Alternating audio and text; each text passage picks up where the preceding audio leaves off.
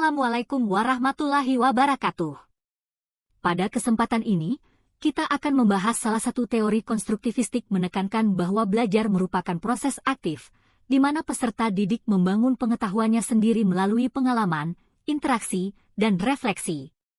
Teori ini menempatkan siswa sebagai pusat pembelajaran dan guru sebagai fasilitator dalam membimbing proses belajar.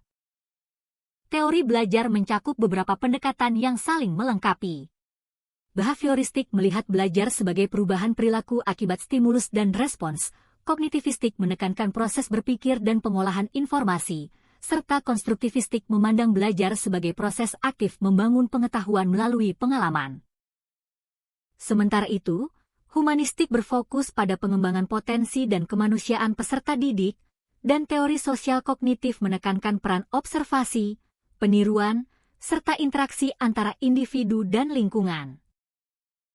Teori konstruktivistik menekankan bahwa pengetahuan tidak dapat dipindahkan begitu saja dari pendidik kepada peserta didik, melainkan harus dibangun secara aktif oleh individu melalui pengalaman, interaksi sosial, dan refleksi dalam lingkungan belajar. Jean Piaget menekankan konstruktivisme individual, di mana peserta didik membangun pengetahuan melalui proses asimilasi dan akomodasi. Lev Vygotsky mengembangkan konstruktivisme sosial, yang menekankan bahwa pengetahuan dibangun melalui interaksi sosial dan bantuan orang lain dalam zona perkembangan proksimal, ZPD. Jerome Bruner melengkapi teori ini dengan konsep discovery learning dan scaffolding, yaitu dukungan sementara dari guru untuk membantu peserta didik menemukan dan memahami konsep secara mandiri. Teori konstruktivistik menegaskan bahwa pengetahuan dibangun secara aktif oleh peserta didik melalui pengalaman langsung, interaksi sosial, dan refleksi. Proses belajar tidak bersifat pasif, melainkan melibatkan pemikiran, metakognisi, serta keterkaitan dengan konteks kehidupan nyata, sehingga pemahaman menjadi lebih mendalam dan bermakna.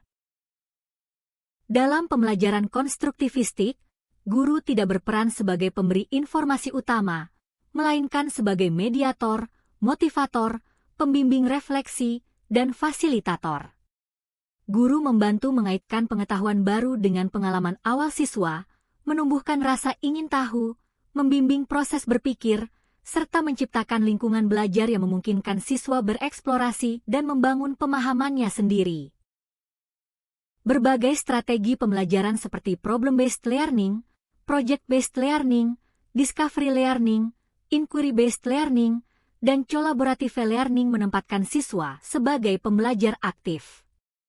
Pendekatan ini mendorong siswa untuk berpikir kritis, kreatif, dan bekerja sama dalam menemukan serta membangun pengetahuan secara bermakna. Dalam pembelajaran sekolah dasar, pendekatan konstruktivistik berimplikasi pada penumbuhan rasa ingin tahu alami melalui kegiatan eksploratif. Pembelajaran mendorong berpikir tingkat tinggi, HOTS, pengalaman belajar yang kontekstual dan langsung, serta membentuk sikap mandiri, kritis, dan kolaboratif sejak dini. Dalam pembelajaran konstruktivistik, proses belajar bersifat eksploratif, di mana pengetahuan dibangun melalui pengalaman langsung dan interaksi aktif dengan lingkungan. Pembelajaran juga bersifat kolaboratif, karena pemahaman berkembang melalui kerjasama dan interaksi sosial antar peserta didik. Selain itu, pembelajaran menekankan refleksi, yaitu kemampuan siswa untuk merenungkan pengalaman belajar, mengevaluasi proses berpikir, dan menilai strategi yang digunakan dalam membangun pengetahuan. Dalam pandangan konstruktivistik, pengetahuan bersifat subjektif karena dibangun melalui pengalaman dan interpretasi individu. Kebenaran dipahami sebagai sesuatu yang relatif dan kontekstual, bukan absolut. Oleh karena itu, belajar dipandang sebagai proses pembentukan makna yang dinamis dan terus berkembang seiring pengalaman belajar. Landasan psikologis konstruktivisme didasarkan pada pemikiran Piaget tentang perkembangan kognitif bertahap, Vygotsky yang menekankan peran interaksi sosial dan budaya, serta Bruner dengan konsep pembelajaran spiral dan representasi belajar. Ketiganya menegaskan bahwa belajar adalah proses aktif yang berkembang melalui pengalaman dan lingkungan sosial. Landasan pedagogis konstruktivisme menekankan pembelajaran yang berpusat pada siswa, mengaitkan materi dengan konteks kehidupan nyata, serta mendorong keaktifan berpikir dan berbuat. Melalui pendekatan aktive, inquiry, dan discovery learning, siswa dibimbing untuk menemukan dan membangun pengetahuannya sendiri. Teori konstruktivistik sejalan dengan kurikulum merdeka yang menekankan pembelajaran diferensiasi, pengembangan profil pelajar Pancasila, serta pelaksanaan proyek penguatan profil pelajar Pancasila, P5. Pembelajaran dirancang berbasis pengalaman nyata dan kolaboratif agar siswa dapat berkembang sesuai potensi dan karakter masing-masing.